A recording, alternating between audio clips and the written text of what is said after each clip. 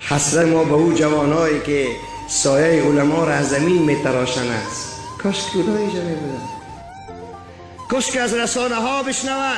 نشد میشه انشاءالله، همین هم پخش مستقیم است، میشنون اما همه نمیشنون. باور که رادیو را گل میکنن، گلش تو خیر همین را گوش کن، لالا خیر همین حق مادر را گوش کن.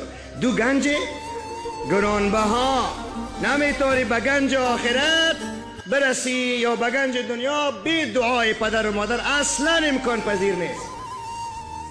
چی مرده چی زنده راضیش بساز. مرده دعا کن، نفل بخوان، خیرات کن، صدقات کن، اشک بریز که خداوند ازت راضی بسازه. و اگر زنده است تو دیگه چی بگویم برات؟ چی بگویم برات؟ نیاز است که چیزی بگویم برات؟ حضرت عثمان رضی الله عنه گفت چیزی برای گفتن ندارم، عمل کنین، عمل کنین، عمل کنین، عمل کنین و عمل کنین. خداوند ما و شما را انشاءالله اهل عمل بگردانه. و این روز که بخیر از اینجا برخواستیم، اگر مرده است چی میکنیم؟ دعا میکنیم. خوب یک نماز طویل نفل ثوابش ببخشید. یک 50 صدی 5 صدی مرغ گوسفندی خام تلاش به نام الله ثوابش. پدر ما ای پدر حق تخم ما ادا نکردیم، ای خدایا بم روی پدر عزیزم برسان. ای خدایا اگر زیر آتش غرق است باغ جنت بگردان.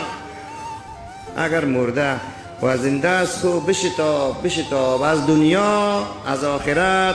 خداوند مرا هم توفیق بده و شما را هم توفیق بده. یادتان بیارین پدرها خدمتاش یادتان بیارین برادرای عزیز. میخواین که اصلاح شین؟ یادتون بیارین. مثلا بگوین که خب ما که 3 ساله بودم، ما که اول 3 ساله نبودم، مرا 9 ماه یک کسی در سر شانه هایش نه. یه روز بچه خدا گرفته بودم یک 20 دقیقه گفتم بچه تاشو که شانه میشه شد. چند دقیقه؟ 20 دقیقه. هر چیز رو که گفتم بچه نمیتونم دیگه. 20 دقیقه تا 3-4 ساله است. حالا راه رفته میتونی برو راه. 20 دقیقه حالا بس من است نمیتونم. ولی این مادری عزیز که جانم فدای توست 9 ماه بدونی که برش اجوره بیتی 9 ماه تو رو در شکمش برداشته.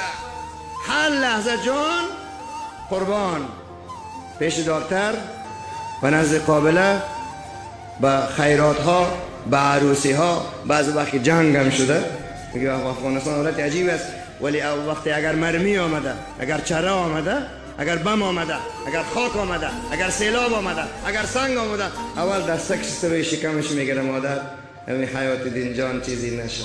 تو خودت بگو بیادر، من خودم گفته رایستم. تو خودت بگو من حیات دین خودم گفته رایستم. حیات دینی که حالی عصا میگیره 40 ساله شده نه، سنت پیامبر علیه السلام در 40 سالگی عصا بگیری. حالا من باور نمیکنم که بچه هستم. وقتی به حضور مادر میرم به پاهایش نگاه میکنم. مادر ما پیشتر پدر ما آمده بود تق تق کرد. ما در کتاب میدونم تق تق کرد. این مزایمی که باشه تق تق میکنه که دلقه از به طرف دیدم که سبحان الله پدر دیگه دست پاسوس شو باید. تو ما دیگه چند دقیقه پیش بود دروازه رو باز کردم، باز یک 3-4 دقیقه الحمدلله رب العالمین انگار به بیت الله می دیدم. حضرت رسول کریم علیه السلام می فرماید دیدن طرف روی پدر مبارک و دیدن طرف روی مادر مبارک، یک بار دیدنی با اخلاص ثوابی 33 حج مقبول را دارد. فکر نبود لالا 33 حج مقبول. حجی که ما میکنیم معلوم نیست قبول است یا نه. امام ابوبکر بیهقی در سنن کبرای حدیث نشته میکنه. فتاوای شامی در همین باب یک حدیث نقل شده از امام ابوبکر بیهقی صاحب. فتاوای احناف که است من قبل کسی که بوسه میکنه پاهای پدر و مادر که انما قبل عتبة الجنتی، مثل که بوستاغه لخک دروازه جنت را بوسه کرده است. کسی که پدر و مادر پاهایش میبوسه مثل که لخک دروازه جنت را بوسه کرده است. خداوند برتان نصیب بکنه برادرای عزیز. و کار کردنهای پدر و مادر را، اون که 2 ساله و 3 ساله و 4 ساله بودی منتظر که پدر چی وقت می آید و یک بار که نماز عصر میشد و دروازه تق تق میشد و یا پدرایی که نصفه های شب کار کرده بیچارا میمدن دسته ها کفیده تق تق تق کی هستی؟ پدرت است و پس دلت باغ میشد. حال 20 ساله شدی که فراموشش کردی نه؟ یا 40 شدی و 50.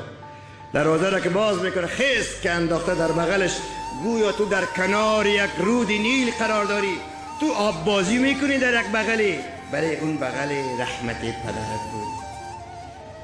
او که در پهلوی مادر حتی 7 ساله بودی 8 ساله بودی مادر میترسم، مادر جگرش صدقه شه و بیا پهلوی مادر خواب کن. مادری که با پدر محبت های خاص داره، ولی تو وقتی گفتی مادر میترسم 10 ساله 12 ساله پهلوی کش جای میداد و پشتک تپ محبت و مهر و شرافت میکرد. امروز امور خوب فراموش نکنیم. این شد عنوان ما دو گنج گرانبها که خداوند از روی ما نگیره.